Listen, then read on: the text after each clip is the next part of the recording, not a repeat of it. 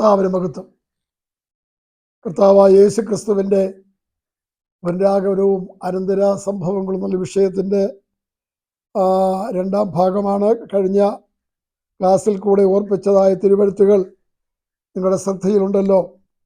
നീതിയുടെ ന്യായാസനത്തിൽ നമ്മുടെ കർത്താവായ യേശു ക്രിസ്തു ഇരുന്ന് അവരെ ജനത്തിന് അവരവരുടെ പ്രവൃത്തിക്ക് തക്കവണ്ണമുള്ള പ്രതിഫലം കൊടുക്കുന്ന ഒരു ദിവസമുണ്ട്. അതുകൊണ്ട് ചെറിയ കാര്യങ്ങളാണെങ്കിലും അത് ഏറ്റുപറഞ്ഞ് ശുദ്ധീകരണം പ്രാപിക്കേണ്ടത് വളരെ ആവശ്യമാണ്. സ്വർഗത്തിലെ 3 കൂട്ടം ആളുകൾ പ്രതിഫല വ്യത്യാസം കൊണ്ട് വേർതിരിക്കപ്പെട്ടിരിക്കുകയാണ്. മത്തായി സുവിശേഷം 5-ാം അധ്യായം 19-ാമത്തെ വാക്യം, ആകയാൽ ഈ ഏറ്റവും ചെറിയ കൽപ്പനകളിൽ ഒന്ന് അഴിക്കുകയും അങ്ങനെ പഠിപ്പിക്കുകയും ചെയ്യുന്നവൻ സ്വർഗരാജ്യത്തിലെ ഏറ്റവും ചെറിയവൻ എന്ന് വിളിക്കപ്പെടും. ആചരിക്കുകയും പഠിപ്പിക്കുകയും ചെയ്യുന്നവൻ വലിയവൻ എന്ന് വിളിക്കപ്പെടും. അപ്പോൾ ചെറിയവരെയും വലിയവരെയും ഏറ്റവും വലിയവരെയും 3 ഭാഗമായിട്ട് കർത്താവ് പ്രതിഫല വിഭജനത്തോടുള്ള ബന്ധത്തിൽ ആ ന്യായാസനത്തിൽ വേർതിരിക്കുന്നതായി കാണുവാൻ കഴിയുന്നുണ്ട്. 2 കൊരിന്ത്യർ 5-ാം അധ്യായം 10-ാം വാക്യത്തിൽ നമ്മൾ വായിച്ചു, അവനവൻ ശരീരത്തിരിക്കുമ്പോൾ ചെയ്യുന്നത് നല്ലതാകലും തീയതാകലും തക്കവണ്ണം പ്രാപിക്കേണ്ടതിന് നാം എല്ലാവരും ക്രിസ്തുവിന്റെ ന്യായാസനത്തിന് മുൻപാകെ വെളിപ്പെടേണ്ടതാകുന്നു. പൗലോസ് പറയാണ്, ഞാൻ നട്ടു, അപ്പൊല്ലോസ് നനച്ചു, ദൈവം അത്രേ വളരുമാറാക്കുന്നത്. നട്ടവനും നനച്ചവനും ഭേദമില്ല, അത് ദൈവമാണ് അതിനെല്ലാം കാരണഭൂതനായിരിക്കുന്നത് എന്ന് പറഞ്ഞാൽ ഓരോരുത്തന് അവരവരുടെ അധ്വാനത്തിന് ഒത്തവണ്ണമുള്ളതായ പ്രതിഫലം കർത്താവിന്റെ സന്നിധിയിൽ കിട്ടുവാനിടയായിത്തീരും. യഹോവേ, നിന്റെ വചനം സ്വർഗത്തിൽ എന്നേക്ക് സ്ഥിരമായിരിക്കുന്നു എന്നെഴുതിയിരിക്കുന്ന പോലെ ആ തിരുവെഴുത്തിന്റെ അടിസ്ഥാനത്തിൽ നമുക്കതിന്റെ പ്രതിഫലം കിട്ടുവാനിടയായിത്തീരും. അവയെ ആചരിക്കുകയും പഠിപ്പിക്കുകയും ചെയ്യുന്നവൻ ഏറ്റവും വലിയവനാണ് എന്ന് പറഞ്ഞാൽ പ്രതിഫല വിഭജനത്തോടുള്ള ബന്ധത്തിൽ 3 സ്ഥാനങ്ങൾ കൊടുത്തിരിക്കുക. ഭൂമിയിലെ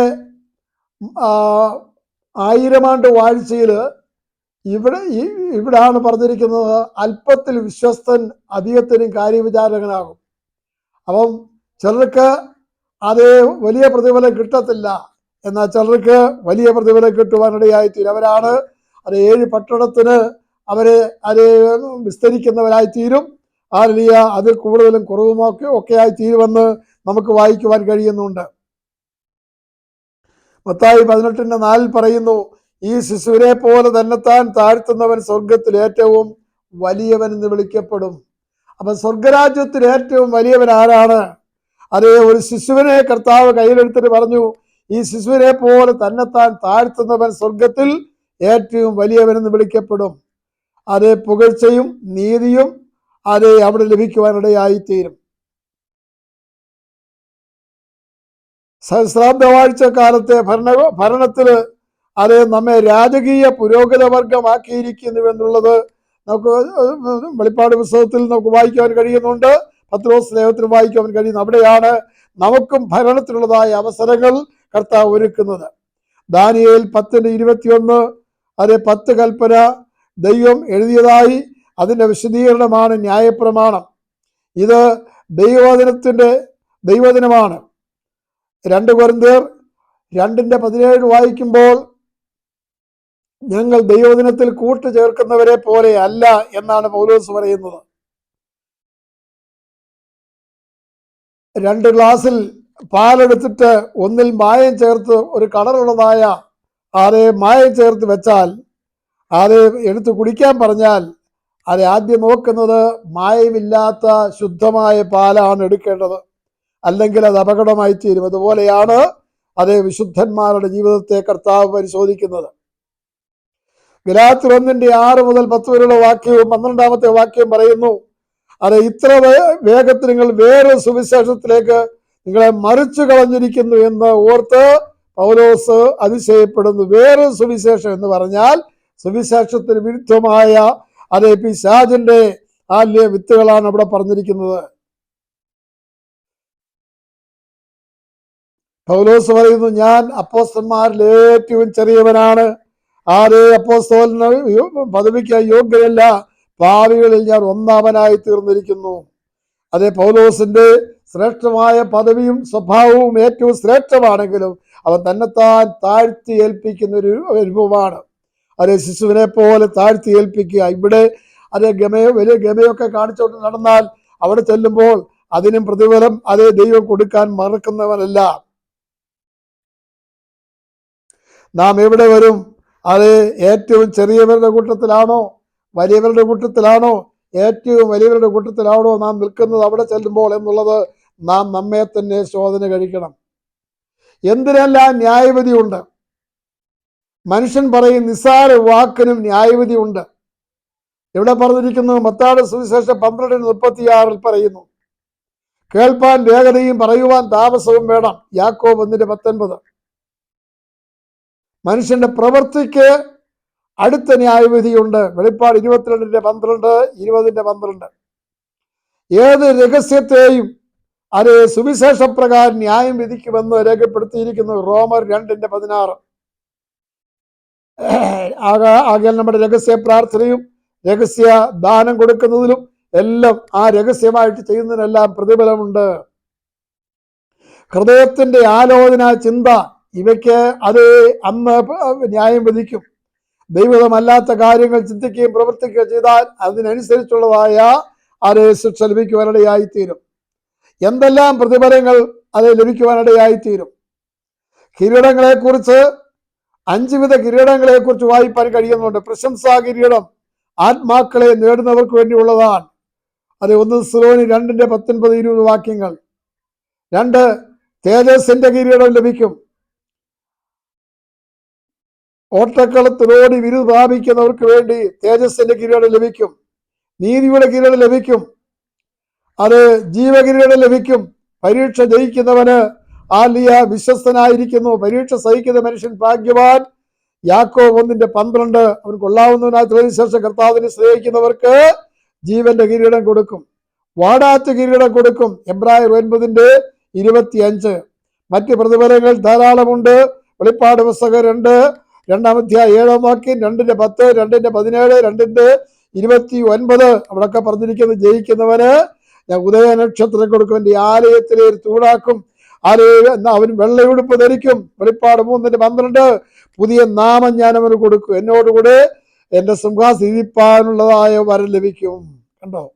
ഒരിക്കൽ അത് യാക്കോബിന്റെ അമ്മ എന്ന് പറഞ്ഞു, 2 മക്കളെ യോഹന്നാനെ യാക്കോബിനെ നിന്റെ സിംഹാസനത്തിന് വലത്ത് ഇടത്ത് വിരുത്തണമേ എന്ന് അത് അപേക്ഷിച്ചു. കർത്താവ് പറയുന്നു അത് ആർക്കുള്ളതായ ആണ് അതിന്റെ യോഗ്യത അവർക്ക് ലഭിക്കുവാനിടയായിത്തീരും. ഇനിയും താലന്ത് വ്യാപാരിച്ചതിനെ കുറിച്ച് മത്തായിയുടെ സുവിശേഷം 25:14-15 വാക്യത്തിൽ വായിക്കുമ്പോൾ, പരദേശത്തേക്ക് പോയ വ്യക്തി അത് തന്റെ ദാസന്മാർക്ക് താലന്തുകൾ കൊടുത്തതായി വായിക്കുന്നുണ്ട്. 5 താലന്ത് ലഭിച്ചു, അവൻ 5 കൂടെ നേടി. 2 താലന്ത് ലഭിച്ചു, 2 കൂടെ നേടി. 1 കിട്ടിയവൻ മണ്ണിൽ കുഴിച്ചു വെച്ചു. അപ്പോൾ പ്രതിഫലം കൊടുക്കുന്നത് അവനവന് കൊടുത്തിരുന്നതായ ദൈവത്തിന്റെ കൃപകളും താലന്തുകളും എപ്രകാരം വ്യാപാരം ചെയ്തു എന്നുള്ളതാണ്. 1 കൊണ്ട് കുഴിച്ചു വെച്ചാൽ മഴയിലും ദുഷ്ടമായ ദാസങ്ങൾ വിളിക്ക് യോഗ്യരാകുവാനിടയായിത്തീരും. സഭ സ്വർഗത്തിൽ അവർക്കവിടെ എന്താണ് ചെല്ലുമ്പോൾ ഉണ്ടാകുന്ന അവസ്ഥ, അവർക്ക് എന്തെല്ലാം കാര്യങ്ങൾ കാണുവാൻ കഴിയും? വെളിപ്പാട് പുസ്തകം 2-3 അധ്യായത്തിൽ സഭ ഭൂമിയിലായിരിക്കുമ്പോൾ 4-ാം അധ്യായത്തിൽ വരുവീൻ, അതേ മേലെ സംഭവിക്കാനുള്ള കാര്യങ്ങൾ നിന്നെ കാണിച്ചു തരാമെന്ന് പറഞ്ഞിരിക്കുകയാണ്. 4-ാം അധ്യായത്തിന്റെ 2-3 വാക്യങ്ങൾ, സ്വർഗത്തിൽ സിംഹാസനത്തിൽ ഒരാൾ ഇരിക്കുന്നു. ആളിനെ നോക്കിയേ സൂര്യകാന്തത്തോടും പത്മരാഗത്തോടും സദൃശമാണ്. അത് പിതാവായ ദൈവമാണെന്ന് വ്യക്തമാക്കാം. 5-ാം അധ്യായം 6 പറയുന്നു, അതേ അറുക്കപ്പെട്ട കുഞ്ഞാട് അവിടെ നിൽക്കുന്നു. പുസ്തകം തുറക്കുവാനും അതിന്റെ മുദ്ര പൊട്ടിപ്പാനും ആരെയും കാണാകിയാൽ ഞാൻ കരഞ്ഞു എന്ന് പറയുമ്പോൾ പറയുകയാണ്, അതേ അറുക്കപ്പെട്ട കുഞ്ഞാട് പറയുന്നു, അതിന് യോഗ്യൻ കുഞ്ഞാട് മാത്രമാണ്. 4-ാം അധ്യായം 5-ാം വാക്യത്തിൽ മിന്നലും നാദവും കേട്ടു. ദൈവത്തിന്റെ പരിശുദ്ധാത്മാവിനെ അവിടെ കാണിക്കുന്നു. അപ്പൊ പിതാവ്, പുത്രൻ, പരിശുദ്ധാത്മാവിനെ അവിടെ ചെല്ലുമ്പോൾ നമുക്ക് ആ ദൃശ്യമായി കാണാൻ കഴിയുന്നുണ്ട്. തങ്ക നിലവിളക്ക് പോലെ കാണുന്നു. സ്തോത്രം, ഹല്ലേലൂയ. അതേ സ്തോത്രം. സഭയെ അവിടെ കുറ്റമില്ലാത്തവരായി നിർത്തിയിരിക്കാൻ വെളിപ്പാട് 4:4 സിംഹാസനത്തിന് മുൻപിൽ 24 മൂപ്പന്മാർ ഇരിക്കുന്നു. ഇത് സഭയെ ഉദ്ദേശിക്കുന്നതാണ്. അവർക്ക് വെള്ളയുടുപ്പും പൊൻകിരീടവും പൗരോഗത്യവും രാജ്യത്വവും ലഭിച്ചിരിക്കുന്നു. 24 മൂപ്പന്മാര് പഴയ നിയമത്തിലും പുതിയ നിയമത്തിലുള്ളതായ 12 ഗോത്രങ്ങളും 12 ശിഷ്യന്മാരുമായിരിക്കാം എന്നൊക്കെ മനസ്സിലാക്കാൻ കഴിയുന്നു. അങ്ങനെ 24 വിധത്തിലുള്ളതായ വ്യക്തി അവിടെ കാണുന്നുണ്ട്. വെളിപ്പാട് 1:6 ഹല്ലേലൂയ സ്തോത്രം. അവർ രാജകീയ പുരോഗത വർഗമായി ലോകത്തിലായിരുന്നെങ്കിൽ അവിടെ ചെല്ലുമ്പോഴാണ് യഥാർത്ഥമായ ആ പദവിയിലേക്ക് വരുവാനിടയായിത്തീരുന്നത്. 1 പത്രോസ് 2:9 പറയുന്നു, അവൻ നിങ്ങളെ രാജകീയ പുരോഗത വർഗമായി വേർതിരിച്ചിരിക്കുന്നു. ഇത് ഭൂമിയിലെ കാര്യം ആയിട്ടാണ് എഴുതിയിരിക്കുന്നതെങ്കിലും അതിന് യഥാർത്ഥ അനുഭവം പ്രാപിക്കുന്നത് അവിടെ ചെല്ലുമ്പോഴാണ്. 6-ാം അധ്യായം മുതൽ 18-ാം അധ്യായം വരെ ഭൂമിയിൽ നടക്കുന്ന കാര്യങ്ങളാണ് വെളിപ്പാട് പുസ്തകത്തിൽ വായിക്കുന്നത്. 19:7 കുഞ്ഞാടിന്റെ വിവാഹം നടക്കുന്നു. അവിടെ രേഖപ്പെടുത്തിയിരിക്കുന്നത് എന്താണ്? കുഞ്ഞാടിന്റെ കല്യാണം വന്നുവല്ലോ, അവന് കാന്തിയും തന്നെത്താൻ ഒരുങ്ങിയിരിക്കുന്നു. അപ്പോൾ തന്റെ സഭ ഒരുക്കപ്പെട്ടിരിക്കുന്ന മണവാട്ടി അവിടെ വെച്ച് അത് പിതാവിന്റെ സന്നിധിയിൽ, പിതാവാണ് അതിന്റെ കാർമ്മികത്വം എന്നൊക്കെ ചിന്തിക്കാം. ഹല്ലേലൂയ. കർത്താവ് പിതാവായ ദൈവത്തിന് മുമ്പിൽ തന്റെ സഭയെ സ്വീകരിച്ച് എന്നേക്ക് കർത്താവിനോട് കൂടെ ആയിരിക്കുന്ന പദവിയിലേക്ക് അവരെ ഉയർത്തുകയാണ്. സ്വർഗീയ കാഴ്ചയും ആരാധനയും. വെളിപ്പാട് പുസ്തകം 4-ാം അധ്യായം 2-3 വാക്യങ്ങൾ. 1, നീതിയുടെ സിംഹാസനം കഴിഞ്ഞ് പിതാവിന്റെ അടുക്കൽ നമ്മെ നിർത്തും. അപ്പോൾ നീതിയുടെ സിംഹാസനത്തിലെ കാര്യമാണ് മുമ്പേ ചിന്തിച്ചത്. അവരുടെ അയോഗ്യത എന്തെങ്കിലും ഉണ്ടെങ്കിൽ അവരെ ശുദ്ധീകരിക്കപ്പെട്ടവരായിരിക്കണം, നിർമ്മലരായിരിക്കണം. അത് വേർതിരിക്കപ്പെട്ട വിശുദ്ധ ഗണമായിരിക്കണം. പിതാവിനെ സൂര്യകാന്തത്തോടും പത്മരാഗത്തോടും സദൃശനായി നിൽക്കുന്നു, ചുറ്റും മരകത്തോടും സദൃശം. വെളിപ്പാട് 5:1 മുതൽ 6 വരെയുള്ള വാക്യം. ജീവിയുടെ നടുവിൽ അറുക്കപ്പെട്ട ഒരു കുഞ്ഞാടിനെ കാണുന്നു. നമ്മുടെ കർത്താവ് യേശു ക്രിസ്തുവാണ്. പരിശുദ്ധാത്മാവരെയും അവിടെ ദൃശ്യമായിരിക്കുന്നു. മൂപ്പന്മാർ അവർ അതേ രാജകീയ പുരോഗത വർഗമായി അവന്റെ മുമ്പിൽ നിൽക്കുന്നു. അവർ വെള്ള വസ്ത്രം ധരിച്ചിരിക്കുന്നു. വെളിപ്പാട് 5:9-10 അത് ജയിക്കുന്നവന് വെള്ളയുടുപ്പ് ധരിക്കും, കർത്താവിനോടുകൂടി ആയിരിപ്പരടയായിത്തീരും. സറാഫുകൾ പറന്ന് ആരാധിച്ചുകൊണ്ടിരിക്കുന്നു. സറാഫിന്റെ ആരാധന യെശയ്യാപ്രവചനം 6-ാം അധ്യായം 1 മുതൽ വാക്യത്തിൽ വായിക്കുമ്പോൾ അവർ 2 കൊണ്ട് പറന്ന്, 2 കൊണ്ട് മുഖം മൂടി, 2 കൊണ്ട് പാദം മൂടി സൈന്യങ്ങളുടെ ദൈവമായ യഹോവ പരിശുദ്ധൻ പരിശുദ്ധൻ പരിശുദ്ധൻ എന്ന് ആർത്ത് സദാസമയവും ദൈവത്തെ സ്തുതിക്കുന്നതായി കാണുവാൻ കഴിയുന്നുണ്ട്.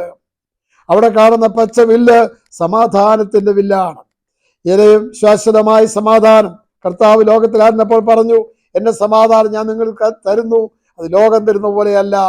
സമാധാനം പ്രാപിച്ച ദൈവമക്കൾക്ക് ഇവിടെ പിന്നെ ഈ പ്രശ്നങ്ങൾ ധാരാളമുണ്ട്. എന്നാൽ യഥാർത്ഥ സമാധാനം അന്ന് ലഭ്യമാകുന്നു. പിന്നെ യാതൊരു പ്രശ്നങ്ങൾക്കും അത് കാരണമായി തീരുന്നില്ല. മൂപ്പന്മാരുടെ കയ്യിൽ വീണയും പ്രാർത്ഥന എന്ന ധൂപവും നിറഞ്ഞതായി പൊൻകലശം പിടിച്ച് കുഞ്ഞാടിന് മുൻപാകെ വീണ് അത് നമസ്കരിപ്പാനിടയായി തീർന്നു. ഇത് നമ്മുടെ കയ്യിൽ തരും. അതിൽ ഇവിടെ 7 വർഷം അത് ദൈവത്തോടുകൂടെ ഒന്നിച്ച് നാമും ഒന്നിച്ചു ചേർന്ന് ദൈവത്തെ ആരാധിക്കുന്ന സമയമാണ്.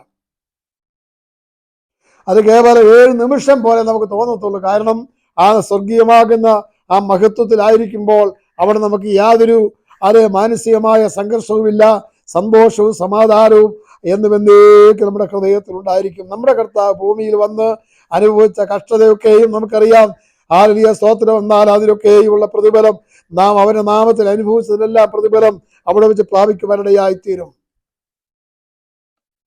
വെളിപ്പാട് പുസ്തകം 19-ാം അധ്യായം 11 വാക്യം. കർത്താവ് സഭയും അത് 7 വർഷം കഴിയുമ്പോൾ ഭൂമിയിലേക്ക് അത് വരുന്നു. ഇതെവിടാ വരുന്നതെന്നറിയാമോ? വെളിപ്പാട് പുസ്തകത്തിൽ നമ്മൾ വായിക്കുന്നുണ്ട്. ഹല്ലേലൂയ സ്തോത്രം. വെളിപ്പാട് 1:4 വായിക്കുന്നു. ആമേ സ്തോത്രം. അതുപോലെ സക്കറിയ പ്രവചനത്തിലും പറയുന്നുണ്ട്. അത് 14:4. ഹല്ലേലൂയ സ്തോത്രം. എന്താണ്? ആമേൻ. അവൻ ഒലിവുമലയിലേക്ക് തൻ്റെ സഭയുമായിട്ട് വരും. വെളിപ്പാട് 1:7. അപ്പോൾ എവിടെ നിന്ന് സ്വർഗത്തിലേക്ക് പോയോ അതേ സ്ഥലത്ത് തന്നെ വരുമെന്നാ കർത്താവ് പറഞ്ഞത്. ദൂതന്മാർ പറഞ്ഞു, നിങ്ങളെ വിട്ട് സ്വർഗത്തിലേക്ക് ആരോഹണം ചെയ്ത കർത്താവ് യേശു പോയതുപോലെ തന്നെ മടങ്ങി വരും. അപ്പൊ ഒലിവുമലയിൽ നിന്നും പോയെങ്കിൽ അതേ സ്ഥലത്തേക്ക് തന്നെ മടങ്ങി വരും. അപ്പോൾ കർത്താവിനെ അനുഗമിച്ചുകൊണ്ട് ആരാ വരുന്നതെന്നറിയാമോ? ഞാനും നിങ്ങളുമാണ് ആ സ്വർഗീയ മേഘത്തിൽ കർത്താവിനോടുകൂടെ ഈ ഭൂമിയിലേക്ക് അത് ഇറങ്ങി വരുവാനിടയായി തീരും 7 വർഷം കഴിയുമ്പോൾ. വെളിപ്പാട് 16:18 മിന്നലും നാദവും ഇടിമുഴക്കവും വലിയ ഭൂകമ്പവും ഉണ്ടാകും. ഇതുവരെ ഉണ്ടാകാത്ത വലിയ ഭൂകമ്പം അന്ന് ഭൂമിയിൽ ഉണ്ടാകുവാനിടയായിത്തീരും. അതിന്റെ 16 വെളിപ്പാട് 14, 19, 21 വാക്യത്തിൽ മഹാനഗരം 3 അംശം ആയി പിരിഞ്ഞ് അതേ അവിടെ ജാതികളുടെ പട്ടണവും വീണു പോകുമെന്ന് പറഞ്ഞാൽ ബാബിലോണിനെ കുറിച്ച് പറഞ്ഞിരിക്കുകയാണ്. സൂര്യൻ കരിമ്പടം പോലെ കറുക്കും. വെളിപ്പാട് 6:12. അപ്പൊ നക്ഷത്രങ്ങൾ ആകാശത്ത് നിന്ന് വീഴും, ചന്ദ്രൻ രക്തതുല്യമായി മാറിപ്പോകും. അപ്പോൾ സൂര്യൻ ഇരുണ്ടു പോകും, നക്ഷത്രങ്ങൾ ഭൂമിയിലേക്ക് വീഴും, അത് ചന്ദ്രന്റെ പ്രകാശം കൊടുക്കാൻ കഴിയാതിരിക്കും. എല്ലാ മലകളും ദ്വീപുകളും സ്വസ്ഥാനത്ത് നിന്ന് ഇളകിപ്പോകും. അങ്ങനെ സഹസ്രാധിപന്മാരും ധനവാന്മാരും ഗുഹകളിലും മലകളിലും ഒളിക്കാനിടയായിത്തീരും. വലിയ മഹാന്മാർ, ഇവിടുത്തെ വലിയ ധനാട്യന്മാരെല്ലാവരും ദൈവത്തിന്റെ ന്യായവിധിയുടെ മുമ്പിൽ അവരെവിടെ പോയി ഒളിക്കും. പാറകളെ ഞങ്ങളെ മറക്കുവീരെന്ന് പറഞ്ഞുകൊണ്ട് അവർ നിലവിളിച്ച് ഓടുവാനിടയായിത്തീരും. ഹല്ലേലൂയ, സ്തോത്രം. ദാനിയേൽ പ്രവാചകന് വെളിപ്പെടുത്തിയിരിക്കുന്ന പോലെ ദാനിയേൽ 9:24-27 വാക്യത്തിൽ ബാബിലോൺ അടിമത്തത്തിൽ നിന്ന് ഒരു വിടുതലിന് വേണ്ടി പ്രാർത്ഥിച്ചു. ദാനിയേലിന് വേണ്ടി ഗബ്രിയേൽ ദൂതൻ കൂടി അറിയിച്ചിരുന്നത് ഹല്ലേലൂയ, സ്തോത്രം, ഇസ്രായേലിന് ഒരു ശാശ്വതമായിട്ടുള്ളതായ ഹല്ലേലൂയ, സ്തോത്രം, ശബദാനുഭവം ശേഷിച്ചിരിക്കുന്നു. യെരമ്യാപ്രവചനം 29:10 പറയുന്നുണ്ട്, ഇസ്രായേൽ 70 വർഷം കഴിഞ്ഞ് വിടുതൽ കിട്ടും. ഈ 70 വർഷത്തിൽ 69 വർഷം അതേ കഴിഞ്ഞു. ഇത് കൃപായുഗ ഒരു ബ്രാക്കറ്റ് പീരീഡാണ്. 70ാമത്തെ വർഷം ആരംഭിക്കുന്നത് കർത്താവ് സഭ ഈ ഭൂമിയിലേക്ക് ഇറങ്ങി വരുന്ന സമയമാണ്. AD 30 കർത്താവ് അഭിഷിക്തൻ ഛേദിക്കപ്പെടും. AD 70 ആലയം തകർക്കപ്പെട്ടു. അതേ ഭൂമിയിലെ ആലയം ഒന്ന് തകർക്കപ്പെട്ടു. കൃപായുഗം കഴിഞ്ഞു, സഭ എടുക്കപ്പെടും. 7 വർഷം കഴിഞ്ഞ് മഹോപദ്രവം ആരംഭിക്കും. അതിനുശേഷം കർത്താവ് സഭയുമായി ഭൂമിയിലേക്ക് ഇറങ്ങി വരും. അപ്പോൾ ഇവിടെ മറ്റൊരു ദേവാലയം ഉണ്ടായിരിക്കും. അതേ പണി നടത്തുന്നത് അന്തിക്രിസ്തുവാണ്. അന്തിക്രിസ്തു യഹൂദന്മാരുമായിട്ട് വലിയ ആലയ ബന്ധത്തിലേക്ക് വരുവാനിടയായി തീരേണ്ടതിന് അവർക്ക് നഷ്ടപ്പെട്ടു പോയ ആലയം അത് അന്തിക്രിസ്തുവിന്റെ സാന്നിധ്യത്തിൽ പണിതു കൊടുക്കും. ആ ആലയം ഉള്ളപ്പോഴാണ് ഭൂമിയിലേക്ക് ഇറങ്ങി വരുവാനിടയായി തീർന്നത്. അത് ഇസ്രായേൽ രക്ഷിക്കപ്പെടുവാൻ സമയം കൊടുത്തിട്ടുണ്ട്. അത് റോമാലേഖനം 11:26 സ്തോത്രം, ജാതിയുടെ പൂർണ്ണസംഖ്യ ചേരുവോളം ഇസ്രായേലിന് അംശമായ കാഠിന്യം ഭവിക്കുമെന്നാൽ അത് പൂർത്തീകരിച്ചു കഴിഞ്ഞാൽ ഇസ്രായേലിന് ഇവിടെ വീണ്ടും ഹല്ലേലൂയ വേർതിരിക്കുവാനിടയായിത്തീരും. അന്നത്തെ ഭരണാധികാരി ആരാണ്? മഹോപദ്രകാലത്തെ ഭരണാധികാരി ആന്റി ക്രൈസ്റ്റ് അഥവാ എതിർ ക്രിസ്തുവാണ്. എതിർ ക്രിസ്തുവിന് അന്തിക്രിസ്തു എന്ന് പറയാൻ പാടില്ല. അന്തിക്രിസ്തു യേശുക്രിസ്തു ഒരാളേ ഉള്ളൂ. അവൻ എതിർ ക്രിസ്തുവാണ്. ഇസ്രായേലിന് മടങ്ങി വരാൻ ഒരവസരം കൂടി കൊടുക്കുവാനാണ് ഇവിടെ കർത്താവും തന്റെ സഭയുമായി വന്നിരിക്കുന്നത്. ദാനിയേൽ 9-ാം അധ്യായം 26-27 വാക്യങ്ങൾ വായിക്കുമ്പോൾ അതിന് വിശദീകരണം കിട്ടും. എന്തുകൊണ്ട് അത് എതിർ ക്രിസ്തു എന്ന് പറയുവാൻ കഴിയുന്നില്ല? ആദാമ്യ വർഗത്തെ രക്ഷിപ്പാൻ ലോകത്തിലേക്ക് വന്ന കർത്താവായ യേശു ക്രിസ്തുവിന്റെ തകർത്ത് കളയുവാൻ പ്രവർത്തിച്ചതായ സ്ത്രീയുടെ സന്തതിയായ യേശു ക്രിസ്തു ഹല്ലേലൂയ, സ്തോത്രം, ക്രൂശിൽ തകർക്കപ്പെട്ടു. അവൻ മരണത്തെ ജയിച്ച് ഉയർത്തെഴുന്നേറ്റു. ഹല്ലേലൂയ, സ്തോത്രം. അതാണ് യഥാർത്ഥ അത് കർത്താവ് യേശു ക്രിസ്തു, അത് അഭിഷിക്തൻ. അന്ത്യക്രിസ്തുവിന് അത് എതിർ ക്രിസ്തുവിന് കൊടുത്തിരിക്കുന്ന പേര് എതിർ ക്രിസ്തു, അധർമ്മമൂർത്തി, മൃഗം, അത് കള്ളപ്രവാചകൻ എന്നുള്ളതായ പേരുകളാണ്. അന്ത്യക്രിസ്തു എന്ന് പറയരുത്. യേശു ക്രിസ്തു ആദ്യനും അന്ത്യനുമാണ്. അതതിൻ്റെ കാര്യം. വെളിപ്പാട് 1:17 ക്രിസ്തു എന്ന ഏക പുരുഷൻ എന്ന് 2 കൊരിന്ത്യർ 11:2 പറഞ്ഞിരിക്കുന്നു. ഇവൻ ഭരണാധികാരി ആയിരിക്കുമ്പോൾ യഹൂദനും പിന്നെ ലോകരാഷ്ട്രങ്ങൾക്കും അത് എതിർ ക്രിസ്തുവിനെ സ്വീകരിക്കും. ആദ്യം അവർ സംശയത്തോടെ നിൽക്കുമെങ്കിലും യഹൂദന് ആ ദേവാലയം പണിതു കൊടുക്കുന്നത് കൊണ്ട് യഹൂദിനോടുള്ള ബന്ധത്തിൽ അവർക്ക് ഈ എതിർ ക്രിസ്തുമായിട്ട് വലിയ ബന്ധമുണ്ടായിരിക്കും ആദ്യത്തെ 7 വർഷം. എന്നാൽ 7 വർഷം കഴിയുമ്പോൾ അവർ നിയമത്തെ കഠിനമാക്കുകയും ആ ദേവാലയത്തിൽ അവന്റെ വിഗ്രഹം സ്ഥാപിച്ചിട്ട് അതിനെ വന്ദിക്കുവാനുള്ളതായ കൽപ്പന പുറപ്പെടുവിക്കും. അങ്ങനെ കൽപ്പന പുറപ്പെടുവിക്കുമ്പോഴാണ് യഹൂദന് മനസ്സിലാകുന്നത് യവൻ ആന്റി ക്രൈസ്റ്റ് ആണ്, അവൻ ഫോഷ്കിന്റെ അപ്പനും ഫോഷ്ക് പറയുന്നവനുമാണ്. ആകയാൽ അവനെ അവർ തള്ളിക്കളയുമ്പോൾ യഹൂദനെതിരായിട്ട് അവൻ അവിടെ വാൾ ഉയർത്തുവാനിടയായിത്തീരും. ഒരു സ്ഥലത്തിരുന്ന് ഭരിക്കുവാനാണ് ഇന്നത്തെ ഇന്റർനെറ്റിന്റെ ഒക്കെ സഹായമുള്ളത്. ആരും എങ്ങും പോകേണ്ട, എല്ലാം അവന്റെ നിയന്ത്രണത്തിൽ കൊണ്ടുവരുവാൻ ഇടയായിത്തീരും. എന്നാൽ ലോകം മുഴുവനും ഒരു സുവിശേഷം അറിയിക്കുന്നതിന് വേണ്ടിയുള്ള അവസരമാണ് ആ കാലങ്ങളിലെ സമയം. കൃപായുഗം കഴിഞ്ഞ് വീണ്ടും സുവിശേഷം അറിയിക്കുവാൻ, പ്രത്യേകിച്ച് യഹൂദരോടുള്ള ബന്ധം അറിയിക്കുവാന് കർത്താവായ യേശു ക്രിസ്തു ഹല്ലേലൂയ സ്തോത്രം അവിടെ രേഖപ്പെടുത്തിയിരിക്കുന്നത്. വെളിപ്പാട് പുസ്തകം 7-ാം അധ്യായം 9-10 വാക്യത്തിൽ വായിക്കുമ്പോൾ, തുറന്നുള്ളതായ 3.5 വർഷക്കാലം എൻ്റെ 2 സാക്ഷികളെ ഭൂമിയിലേക്ക് അയക്കും. അത് മോശയും ഏലിയാവുമാണെന്നും മോശയും ഹാനോക്കുമാണെന്നും അഭിപ്രായമുണ്ട്. ആരുടെയും പേര് പറഞ്ഞിട്ടില്ല.